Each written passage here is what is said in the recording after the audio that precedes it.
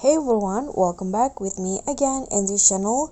On today's tutorial, I'm gonna show you how to easily cut or split video on the CapCut. So here I've already imported a video to my CapCut, and to easily cut, you can just click on the video and then just drag this white at the end of the clip. For example, I want to cut the beginning part of the video, so just drag it like this and it will be cut.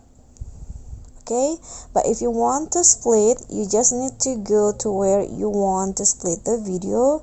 For example, I want to split this middle part, so just go to where you want to split, then click on the split button and move forward again and go to the part you want to split again like this, and the video will be splitted. So if you want to delete this part, you just need to click on the clip and click on delete.